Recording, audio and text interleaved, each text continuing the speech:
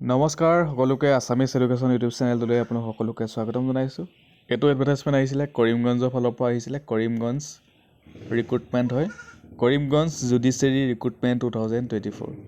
ইয়াতে যদি চাই তেতিয়াহ'লে পষ্টটোৰ নাম হৈছে লোৱাৰ division assistant. Number of post দুটা আছে ইউআৰখিনিৰ কাৰণে, যোনখিনি জেনেৰেল কেণ্ডিডেট তেওঁলোকৰ কাৰণে।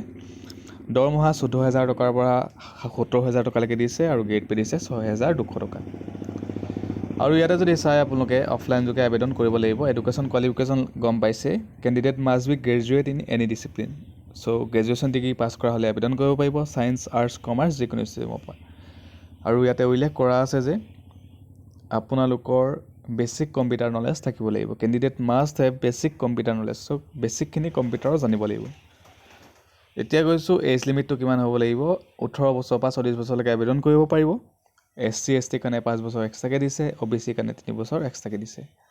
আৰু এইকেইটাৰ কাৰণে এইকেইটা পষ্টৰ বাবে দুটা পষ্টৰ বাবে আপোনালোকে অফলাইন যোগে আবেদন কৰিব লাগিব। আপোনালোকে এডুকেশ্যনেল কোৱালিফিকেশ্যন, এক্সপিৰিয়েঞ্চ চাৰ্টিফিকেট, যদি এক্সপিৰিয়েঞ্চ চাৰ্টিফিকেট লাগে তেতিয়াহ'লে আৰু caste certificate, age proof, employment exchange registration card with 3 copy আপোনালোকৰ recent passport size photograph duly sign কৰা হ'ব লাগিব।